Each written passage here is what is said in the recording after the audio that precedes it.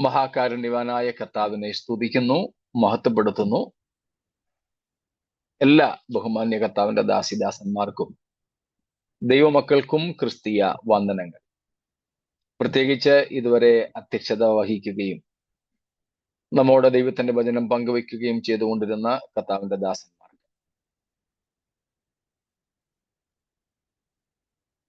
നമ്മുടെ പ്രാർത്ഥനകളെ കേൾക്കുന്ന, നമുക്ക് മറുപടി നൽകുന്ന, നമ്മോട് സംസാരിക്കുന്ന ഒരു ദൈവം നമുക്കുള്ളതിനായിട്ട് സ്തോത്രം.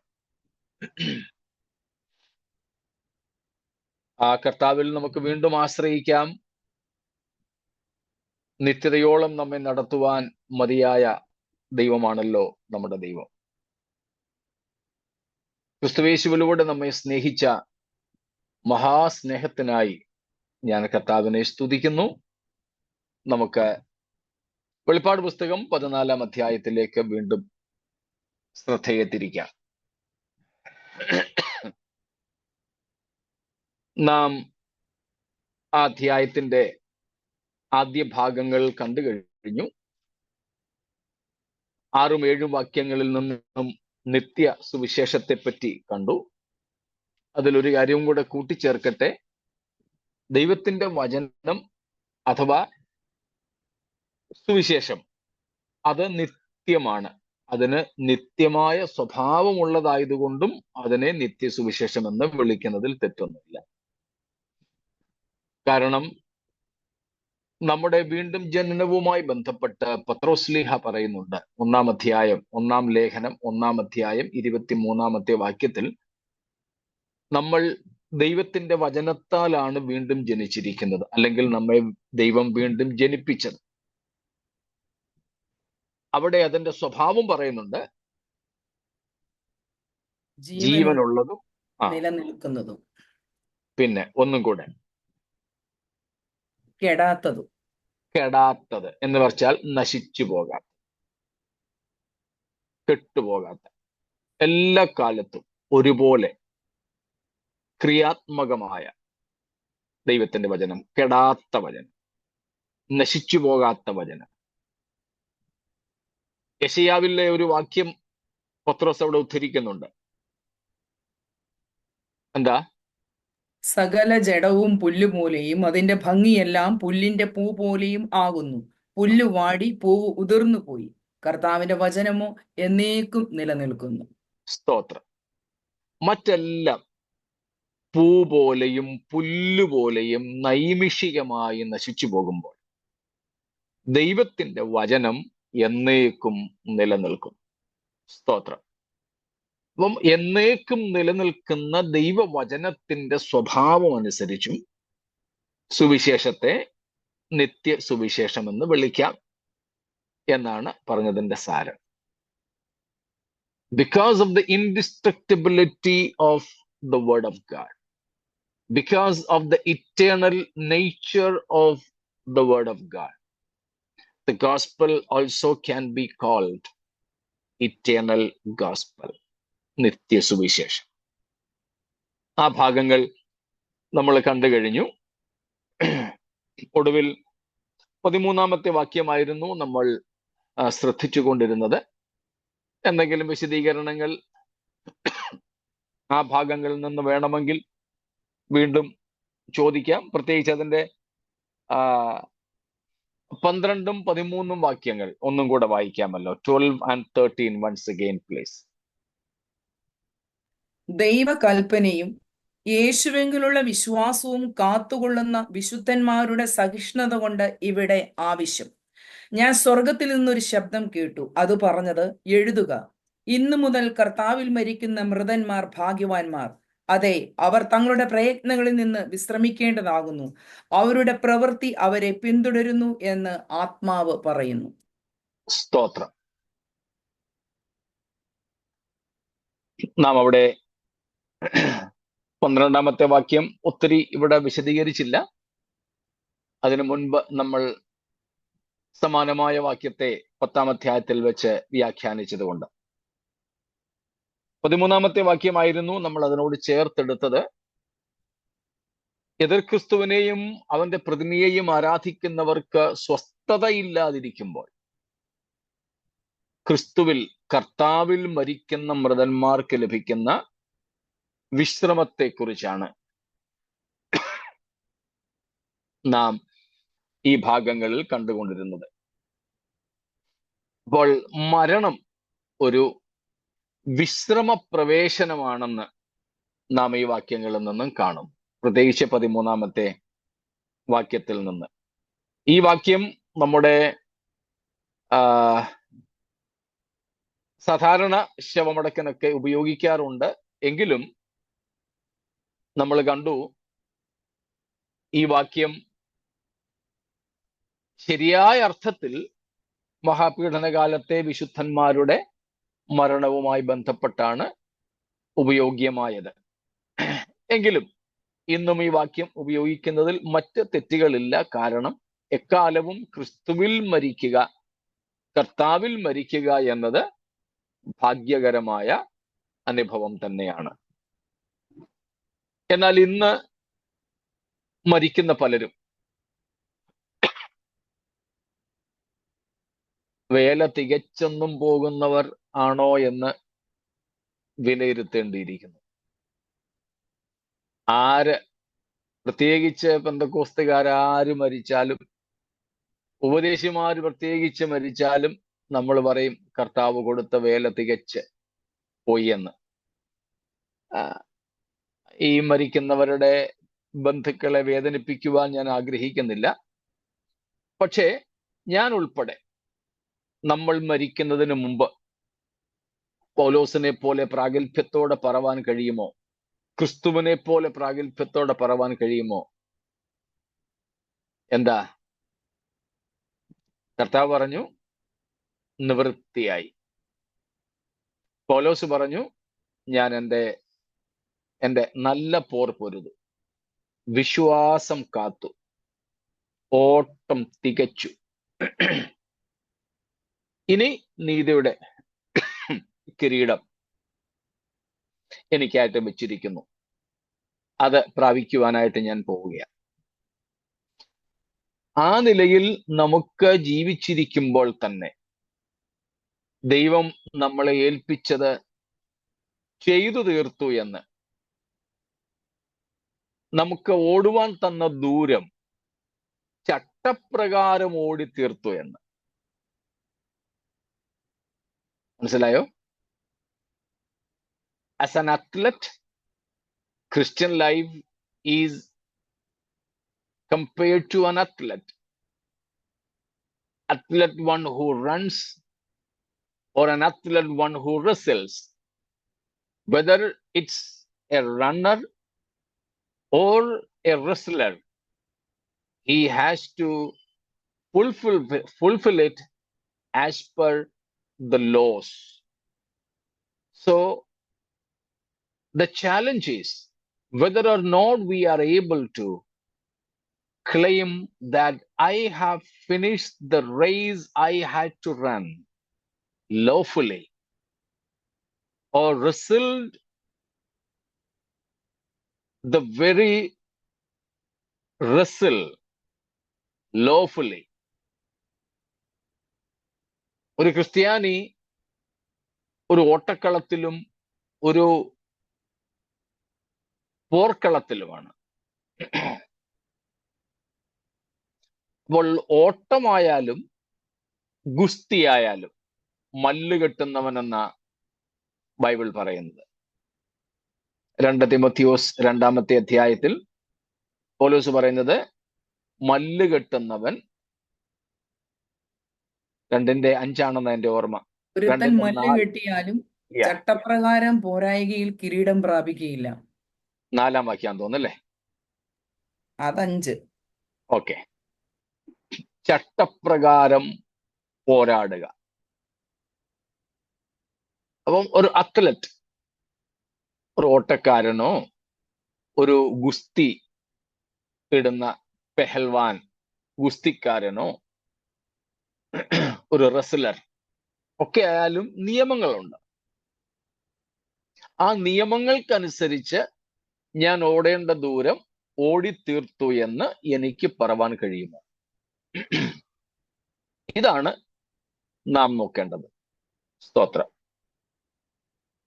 ചിലരുണ്ട് കുറുക്ക് വഴി കൂടെ കയറി ഓടി എത്തുന്നവർ, ഫിനിഷിംഗ് പോയിന്റിൽ എത്തുന്നുണ്ടവര്, പക്ഷെ ട്രാക്ക് തെറ്റിച്ചാണ്, നിയമം തെറ്റിച്ചാണ് ഓടുന്നത്.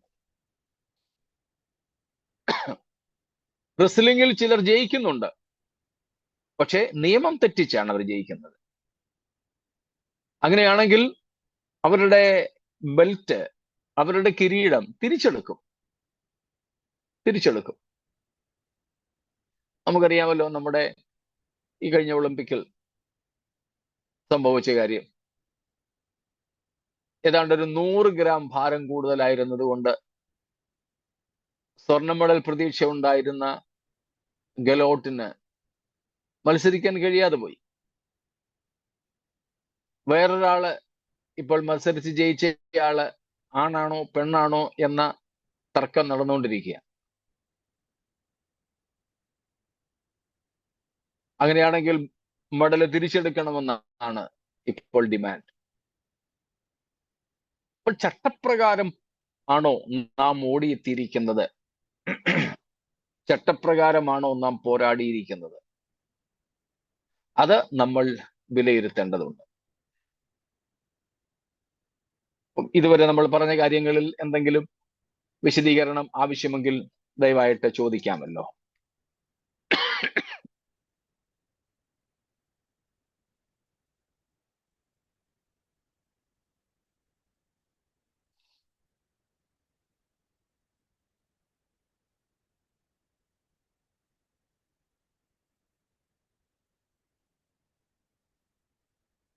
ഒന്നുമില്ല.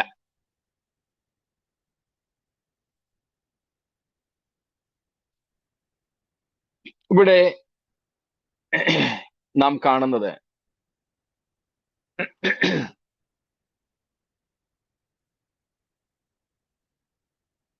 ശബ്ദത്തിന്റെ ചെറിയ പ്രയാസമുണ്ട്, ക്ഷമിക്കുമല്ലോ.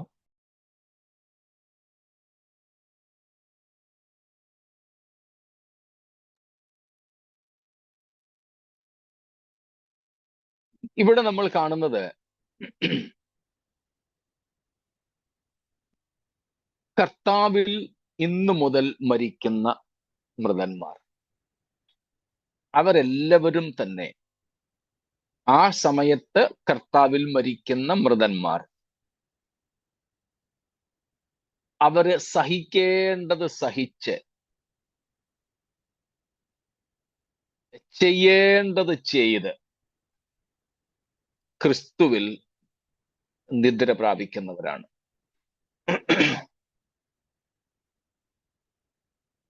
നമ്മുടെയും മരണത്തിന് മുമ്പ് അതാണ് ആവശ്യമായിരിക്കുന്നത്. സ്തോത്രം. ഓക്കെ, അപ്പൊ ഇത് സ്വർഗത്തിൽ നിന്ന് കേട്ട ഒരു ശബ്ദം അല്ലേ? സ്വർഗത്തിൽ നിന്നൊരു ശബ്ദം. ദൈവമാണോ ദൂതന്മാരാണോ? ചിലരെ കരുതുന്നത് പരിശുദ്ധാത്മാവ് ഇത് വിളിച്ചു പറഞ്ഞുവെന്നാണ്. ആരെന്ന് വ്യക്തമാക്കിയിട്ടില്ല. അതുകൊണ്ട് അത് നമുക്ക് തൽക്കാലം അത്ര പ്രസക്തമല്ല. ഏതായാലും സ്വർഗത്തിൽ നിന്ന് കേട്ടതാണ്. അവിടെ നാം കാണുന്നത് വാട്ട് ഈസ് ഇന്റൻറ്റഡ്, ഇന്നു മുതൽ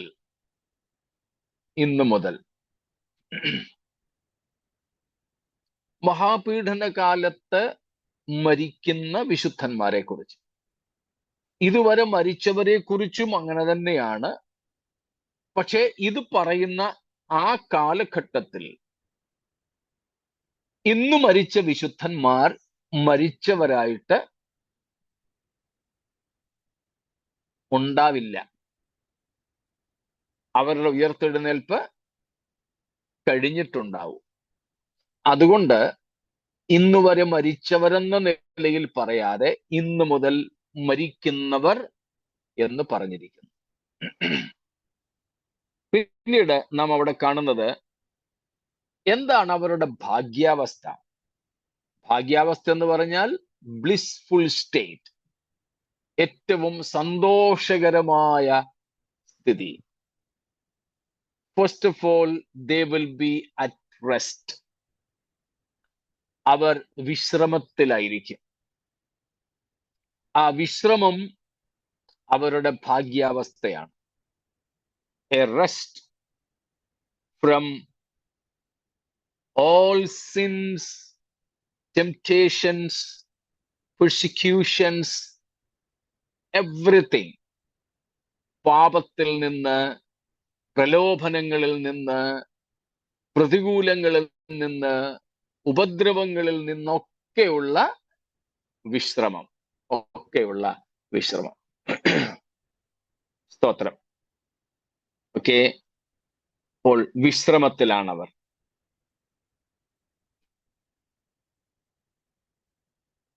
പ്രത്യേകിച്ച്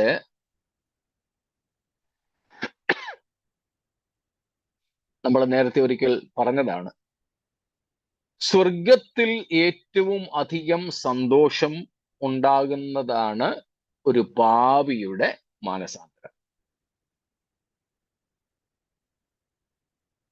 ഞാൻ മനസ്സിലാക്കുന്നത് അതിനേക്കാൾ സന്തോഷകരമായ ഒരു ഘടകമാണ് The death of the saints. Yes, the death of the saints. വിശുദ്ധന്മാരുടെ മരണം. കാരണം യഹോവയ്ക്ക് വിലയേറിയത്. 116 സങ്കീർത്തനത്തിൽ നമ്മൾ വായിക്കുന്നു. സ്തോത്രം.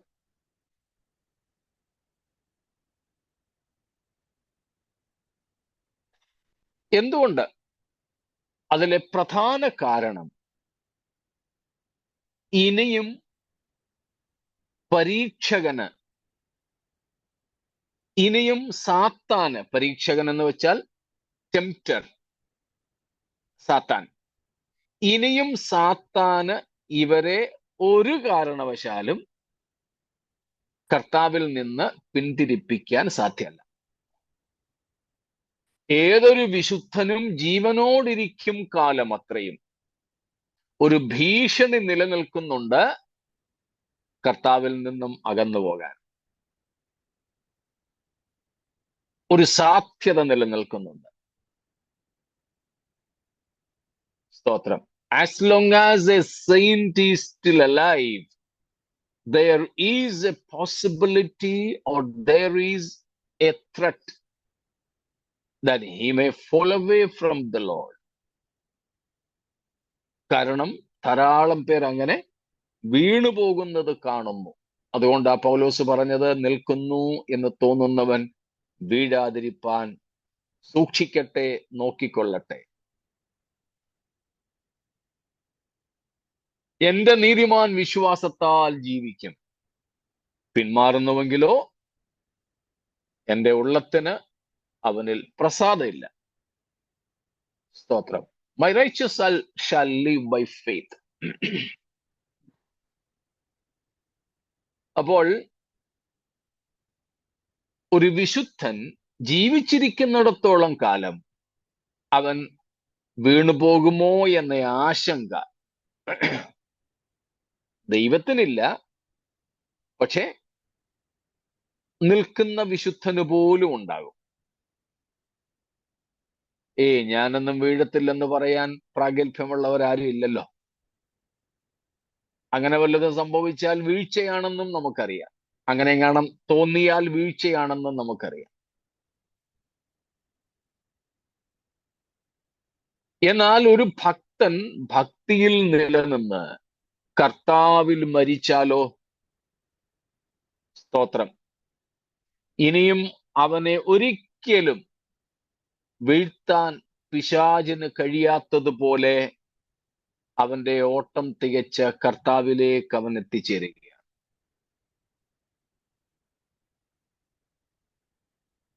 അത് തന്നെയാണ് ഭക്തന്മാരുടെ മരണം യഹോവയ്ക്ക് വിലയേറിയതായിരിക്കുന്നത്. ഞാൻ ഇന്ന് വൈകിട്ട് നമ്മുടെ ഇന്ന് ക്ലാസ്സുകൾക്ക് മുമ്പ്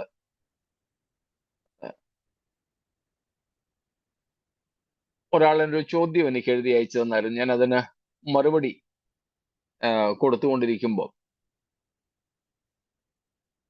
യോഹന്നാൻ സ്നാപകന്റെ മരണവുമായി ബന്ധപ്പെട്ട ഒരു ചിന്ത അതിലുണ്ടായിരുന്നു.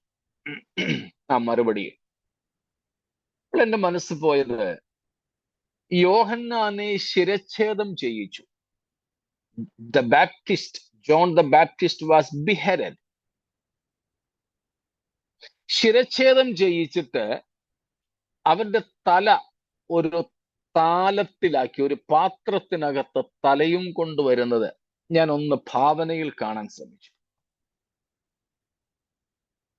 2000 വർഷങ്ങൾക്കിപ്പുറം ഇരുന്നു കൊണ്ട് ഞാനൊന്ന് ചിന്തിച്ചപ്പോഴും എന്റെ മനസ്സിനെ അത് വല്ലാതെ വേദനപ്പെടുത്തി. എന്റെ ചിന്ത പോയത്,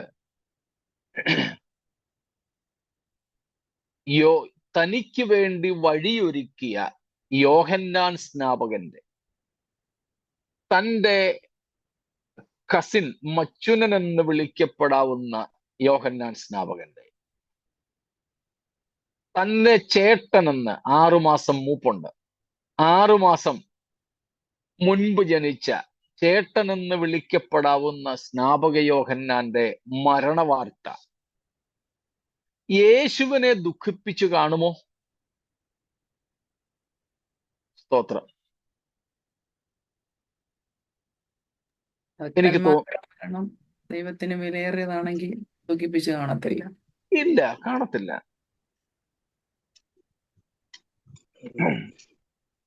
കാരണം സ്തോത്രം, ഇപ്പം ഒരു പെൺകുട്ടിയുടെ വിവാഹം കഴിയുന്നു.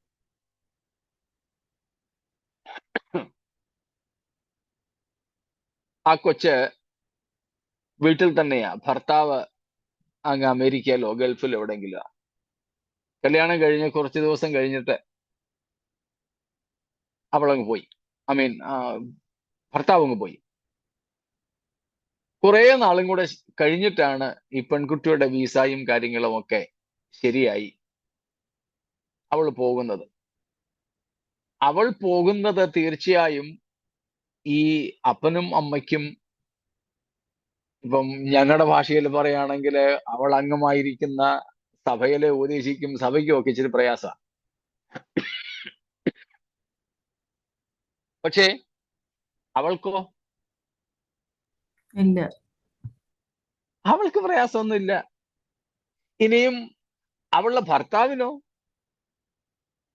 ഇല്ല, ഒട്ടുമില്ല. കാരണം അവരുടെ ഏറ്റവും സന്തോഷകരമായ ഒരു കൂടിച്ചേരലാണ് സംഭവിക്കാൻ പോകുന്നത്. സ്തോത്രം. ഇതിനേക്കാൾ എത്രയോ ശ്രേഷ്ഠമാ ഒരു വിശുദ്ധന്റെ മരണം, ഒരു ഭക്തന്റെ മരണം.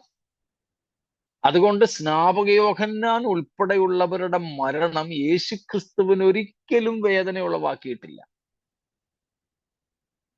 നമ്മൾ നേരത്തെ കണ്ടിട്ടുണ്ട്, ലാസറിന്റെ കല്ലറയ്ക്കൽ യേശു കരഞ്ഞതുപോലും അയ്യോ പാവം മരിച്ചു പോയല്ലോ എന്ന് വിചാരിച്ചൊന്നും കരഞ്ഞതല്ല.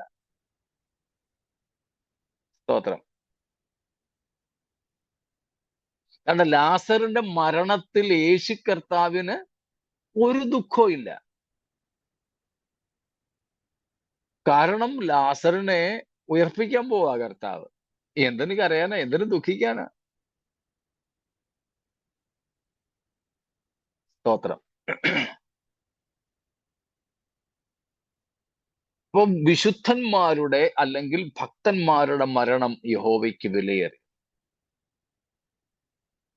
ഇനിയും ഒരിക്കലും അവര് പരാജയപ്പെടാൻ, വിശ്വാസ പാതകം സംഭവിക്കുവാൻ ഇടയില്ലാത്ത വിധം അവർ പൂർണ്ണമായി വീണ്ടെടുക്കപ്പെടുകയാണ്. അതുകൊണ്ട് ദൈവത്തിനും അത് പ്രസാദകരം, വിലയേറിയത് ഈ മരിക്കുന്ന ഭക്തനും അല്ലെങ്കിൽ വിശുദ്ധനും. സ്തോത്രം. അപ്പോൾ വിശ്രമം. They will no more be weary, but they will be at rest. No more trouble from the tempter, no more temptations from the tempter. Absolute deliverance. That is the meaning of rest here. Second thing, they are blessed in their recompense.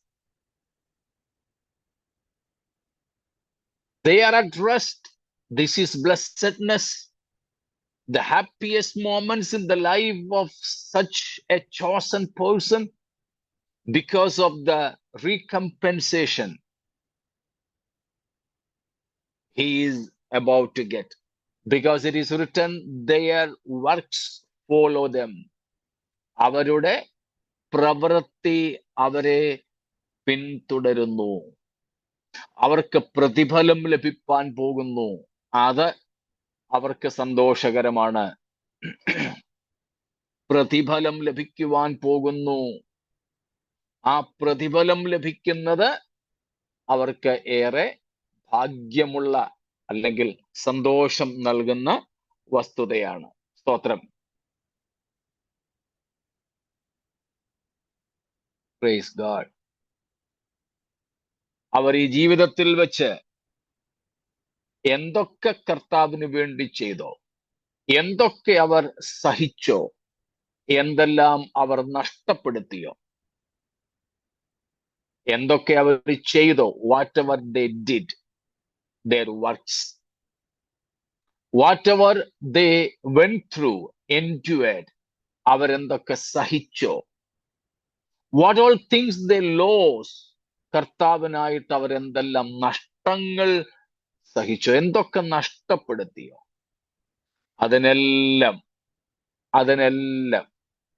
സ്തോത്രം സ്വർഗത്തിലെ കണക്കനുസരിച്ച് പ്രതിഫലം ലഭിക്കാൻ പോവുക.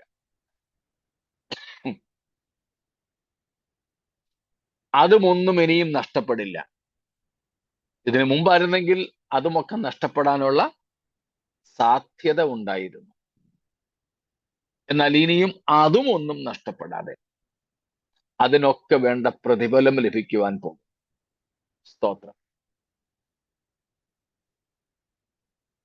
ഇത് മൂന്നും നാം ഓർക്കുക. കർത്താവിന് വേണ്ടി ചെയ്യുന്നത്, സഹിക്കുന്നത്, നഷ്ടപ്പെടുത്തുന്നത്, ഇതിനെല്ലാറ്റിനും പ്രതിഫലമുണ്ട്. സ്തോത്രം. നമ്മൾ മുമ്പും ഒരിക്കൽ വായിച്ച അല്ലെങ്കിൽ പഠിച്ചിട്ടുള്ള ഒരു ഭാഗം ഈ സന്ദർഭത്തോടനുബന്ധിച്ച് വായിക്കുന്നത് നന്നായിരിക്കും. എബ്രായ ലേഖനത്തിൽ നിന്ന്, എബ്രായ സഭയ്ക്ക് എഴുതിയ ലേഖനം 6-ാമത്തെ അധ്യായം, അതിന്റെ 9-10 വാക്യങ്ങൾ. Hebrews 6, 9 and 10.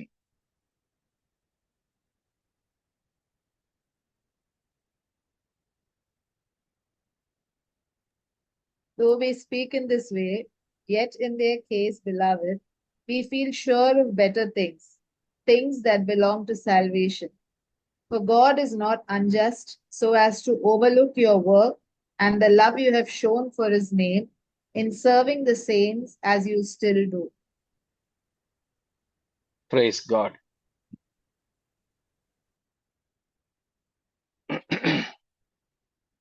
ദൈവം അനീതിയുള്ളവനല്ല.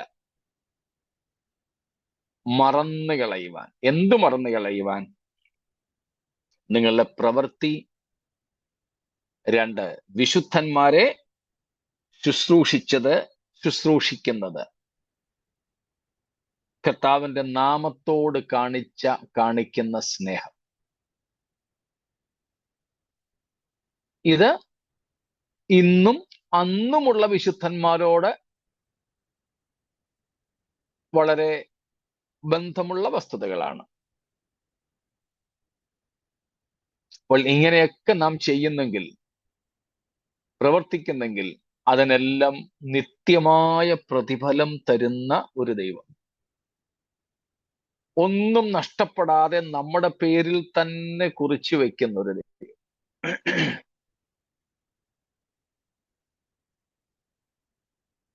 ഞാൻ ഈ കഴിഞ്ഞിടയ്ക്ക് ഒരു സൂപ്പർ മാർക്കറ്റിൽ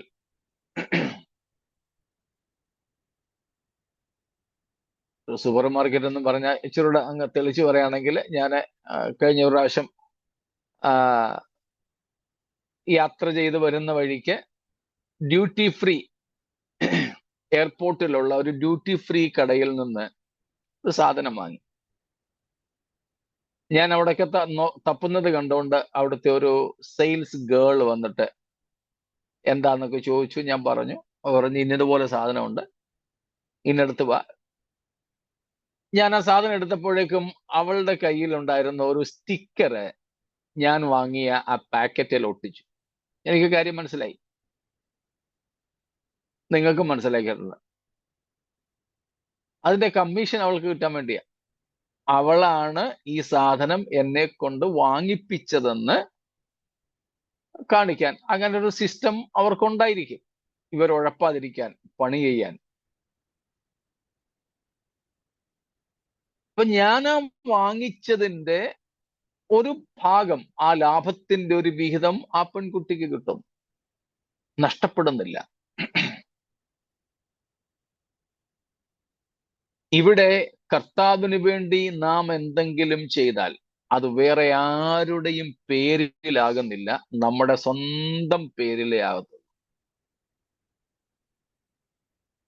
ഞങ്ങൾ ഉപദേശിമാർക്കൊക്കെ പ്രയാസമുള്ളതാണ് ഈ ആടുമോഷണം എന്ന് പറയുന്ന സാധനം.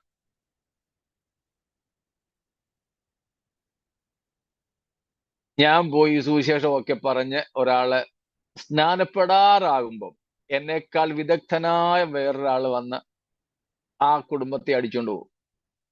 അവിടെ പോയി സ്നാനം ഏൽക്കുകയൊക്കെ ചെയ്യും. ചിലപ്പോൾ എൻ്റെ അതേ സംഘടനയിൽപ്പെട്ടയാളായിരിക്കാം, ചിലപ്പോൾ മറ്റൊരു സംഘടനക്കാരനായിരിക്കാം. അപ്പം ആ സ്നാനവും ആ കാര്യങ്ങളും ഒക്കെ മറ്റദ്ദേഹത്തിന്റെ പേരിലാണ് നേതൃത്വം കണക്കിടുന്നത്. പോകട്ടെ, എനിക്കെന്താ സന്തോഷം? ഇവിടുത്തെ ലിസ്റ്റിലേ ഉള്ളൂ മറ്റേദ്ദേഹത്തിന്റെ പേരിൽ കണക്കിടുന്നത്. ഞാൻ സുവിശേഷം പറഞ്ഞിട്ടാണ് ഒരുത്തൻ രക്ഷിക്കപ്പെട്ടതെങ്കിൽ, ഞാൻ പ്രാർത്ഥിച്ചത് ദൈവം ഒരാളിന്റെ രക്ഷയ്ക്ക് വേണ്ടി ഉപയോഗിച്ചെങ്കിൽ അതിന്റെ കോമ്പൻസേഷൻ, റീകമ്പൻസ് ചെയ്യുന്നത് എൻ്റെ പേരിൽ തന്നെയായിരിക്കും, കണക്കെന്റെ പേരിൽ തന്നെയായിരിക്കും. അതുകൊണ്ട് നമുക്കിപ്പോൾ ആരെയും ബോധ്യപ്പെടുത്തേണ്ടതില്ല. ഞാന് ആനിസിന് വേണ്ടി പ്രാർത്ഥിച്ചായിരുന്നു കേട്ടോ. 50 പേര് പറയുമായിരിക്കും, പക്ഷേ തമ്പുരാന്റെ കണക്കിലുണ്ട് ആരൊക്കെ എന്തൊക്കെ ചെയ്തു. നമ്മൾ ചെയ്തത് ഒന്നും ആരും അറിഞ്ഞില്ലെങ്കിലും ആ വിഷയത്തിൽ നമ്മൾ ഭാരപ്പെടേണ്ടതില്ല. സ്തോത്രം. നമ്മുടെ അക്കൗണ്ടിൽ തന്നെ പോകേണ്ടത് പൊക്കോളും. ഇവിടെ ഏതാണ് പറയുന്നത്? അവരുടെ പ്രതിഫലം ലഭിക്കാനുള്ളത് കൊണ്ട് അവരുടെ പ്രവൃത്തി അവരെ അനുഗമിക്കുന്നു. സ്തോത്രം.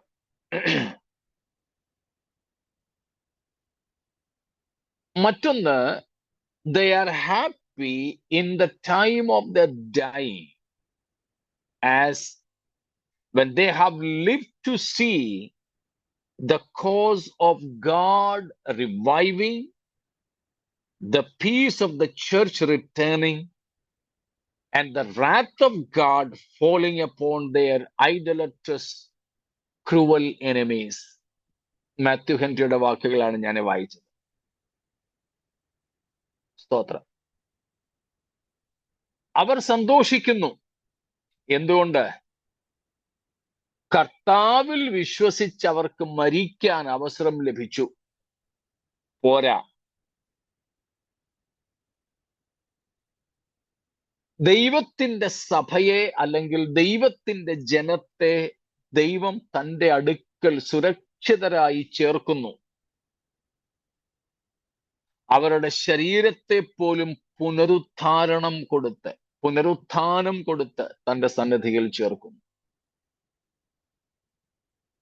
മറ്റൊന്ന്, അവരെ ക്രൂരമായി പീഡിപ്പിച്ചവർക്ക് പീഡ നൽകുന്നു. നമ്മള് കഴിഞ്ഞ ദിവസം വായിച്ചായിരുന്നല്ലോ, പൗലോസ് 2 തെസ്സലോനിക്ക ലേഖനം 1-ാം അധ്യായത്തിൽ പറഞ്ഞത്. നമ്മളെ പീഡിപ്പിക്കുന്നവർക്ക് അന്ന് പീഡ കൊടുക്കുന്നത് ദൈവസന്നിധിയിൽ നീതിയാണ്. പ്രതിഫലം തന്നിടുവാൻ എന്ന് പാടുന്ന പാട്ടിനകത്ത് നമ്മൾ പാടാറുണ്ട്, സ്വന്തം ജനത്തിനെല്ലാം പല പീഡകൾ ചെയ്തവരെ വന്ന് ബന്ധിതരാക്കി അധർമ്മികളാം അവർക്ക് അന്തം വരുത്തിയിടുവാൻ. എന്നാൽ തൻ തിരുനാമത്തിനായി മണ്ണിൽ നിന്ദകൾ സഹിച്ചവരെ എന്തു ചെയ്യും? തിരുസന്നിധൗ ചേർത്ത് തൻ കൈകളാൽ അവരുടെ കണ്ണുനീർ തുടച്ചിടും. ഇതാണ് അവരുടെ ഭാഗ്യം. ഭൂമിയിൽ കർത്താവിന് വേണ്ടി ഇത്രയധികം വേദനകൾ സഹിച്ച്, കഷ്ടതകൾ സഹിച്ച്, ഒരുപക്ഷെ മരണപ്പെട്ട് ദൈവസന്നിധിയിലേക്ക് ചെല്ലുമ്പോൾ കർത്താവ് അവരെ സ്വാഗതം ചെയ്ത് സ്വന്തം കൈകൊണ്ട് അവരുടെ കണ്ണീരൊപ്പി അവരെ സ്വീകരിക്കുന്ന ആ അനുഭവം, സ്തോത്രം, ഏറെ ഭാഗ്യകരമാണ്. അതാണ് നാം ആ വാക്യത്തിൽ കാണുന്നത്. സ്തോത്രം. 13-ാമത്തെ വാക്യത്തിന്റെ അർത്ഥം എന്തെങ്കിലും ഈ വാക്യങ്ങളിൽ നിന്ന് കൂടുതൽ വിശദീകരണം വേണമോ? പക്ഷേ അതിൽ, അതായത് യോഹന്നാന്റെ സുവിശേഷം 11-ാം അധ്യായത്തിൽ യേശു കണ്ണുനീർ വാർത്തു, അത് പറഞ്ഞു കഴിഞ്ഞപ്പോൾ അത് ഇതായിട്ട് പറയല്ല, പറഞ്ഞല്ലോ യേശു അവിടെ കരഞ്ഞില്ല എന്നുള്ളത് പറഞ്ഞല്ലോ. അപ്പൊ അതിനെക്കുറിച്ച് എന്താ അതിന്റെ ശരിയായ വ്യാഖ്യാനം? കരഞ്ഞില്ലെന്നല്ല ഞാൻ പറഞ്ഞത്. യേശു കരഞ്ഞത് ലാസർ മരിച്ചത് കൊണ്ടല്ലെന്നാ പറഞ്ഞു. അയ്യോ എന്റെ സ്നേഹിതനായ ലാസർ മരിച്ചുപോയല്ലോ എന്നും പറഞ്ഞല്ല കരഞ്ഞത്. യേശു കണ്ണുനീർ വാർത്തു എന്ന് എഴുതിയിരിക്കുന്നത് കരഞ്ഞു എന്ന് തന്നെയാ. പകരം യേശു എപ്പോഴാ കരഞ്ഞത്? എന്തുകൊണ്ടാ കരഞ്ഞത്? അവിടെ എന്താ എഴുതിയിരിക്കുന്നത്? അവരുടെ ദുഃഖത്തിൽ പങ്കുചേർന്നു എന്നുള്ള അർത്ഥത്തിൽ. അത്രേ ഉള്ളൂ. അവൾ കരയുന്നതും അവളോടുകൂടെ വന്ന യഹൂദന്മാർ കരയുന്നതും യേശു കണ്ടിട്ട് ഉള്ളം നൊന്ത് കലങ്ങി. അവരുടെ ദുഃഖത്തിൽ യേശുവിന് ദുഃഖം തോന്നിയെന്നേ ഉള്ളൂ. പാവം അവരുടെ കരച്ചിൽ കണ്ട്. ലാസറിന്റെ മരണം അല്ല യേശുവിനെ കരയിച്ചത്. കാരണം ലാസറിന്റെ മരണം കൊണ്ട് യേശുവിനൊരു ദുഃഖം ഉണ്ടായിട്ടില്ല. ശിഷ്യന്മാരോട് തന്നെ യേശു എന്താ പറഞ്ഞത്? അവൻ ഉറങ്ങുന്നു, നമുക്ക് ഉണർത്താൻ പോകാം. എന്തിനു സംഭവിച്ചതാ ഇത്?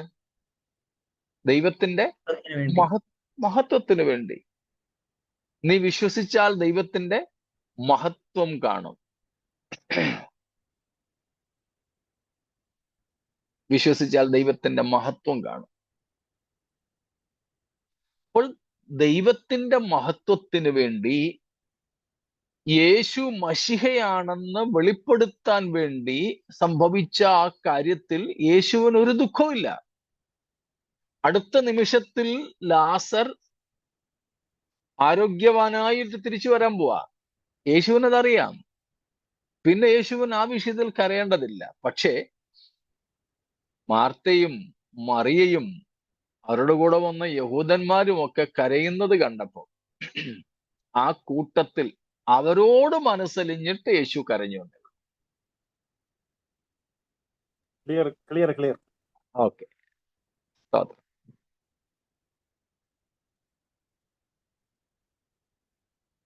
മറ്റെന്തെങ്കിലും?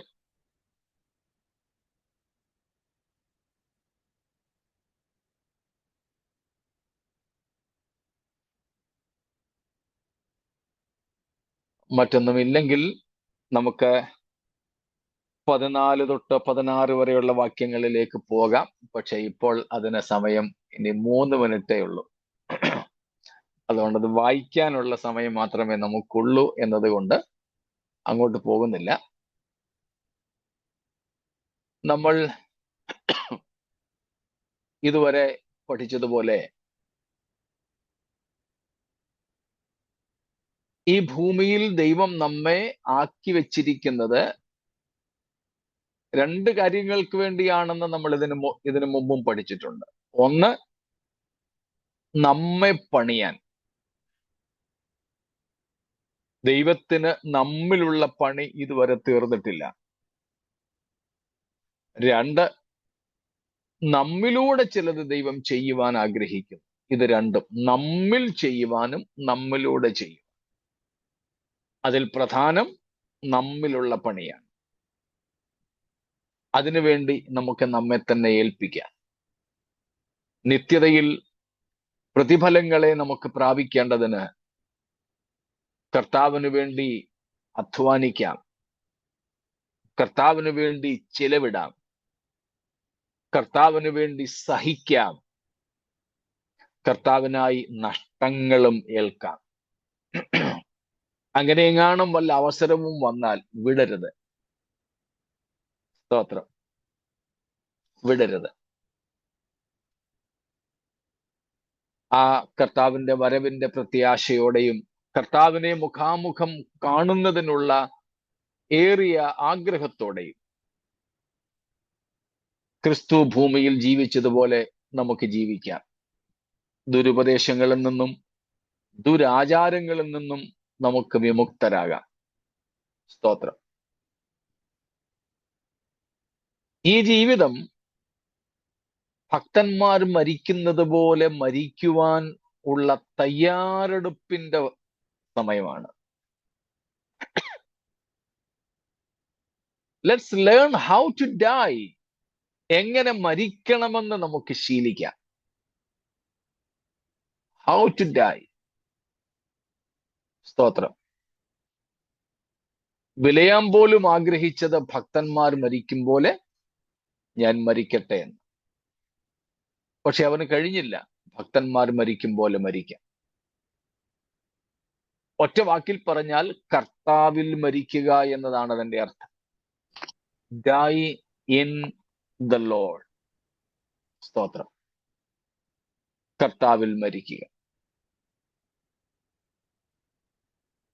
അതിന് കർത്താവ് നമ്മെ സഹായിക്കട്ടെ.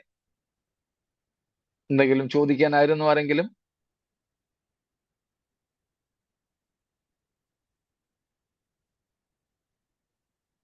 അല്ല. സ്തോത്രം. എങ്കിൽ നമുക്ക് ബിലയാമിന്റെ പ്രാർത്ഥന നമുക്ക് പ്രാർത്ഥിക്കാൻ, കുഴപ്പമില്ല. അവൻ ജീവിച്ച പോലെ ജീവിക്കാതിരുന്നാൽ മതി. അവന്റെ പ്രാർത്ഥന എന്തായിരുന്നു? ഭക്തന്മാർ മരിക്കും പോലെ ഞാൻ മരിക്കട്ടെ, എന്റെ അവസാനവും അവൻ്റേതുപോലെ ആകട്ടെ. സ്തോത്രം. എന്നിട്ട് അവൻ ജീവിച്ചതുപോലെ ജീവിക്കാതിരുന്നാൽ മതി. ഭക്തന്മാർ ജീവിക്കും പോലെ ജീവിച്ച് കർത്താവിൽ മരിപ്പാൻ, അങ്ങനെ ഭാഗ്യമുള്ളവരാകുവാൻ നമുക്ക് സമർപ്പിക്കാം. ഈ വചനങ്ങളാൽ ദൈവം നമ്മെ അതിനു വേണ്ടി ഒരുക്കട്ടെ, അനുഗ്രഹിക്കുമാറാകട്ടെ. സ്തോത്രം.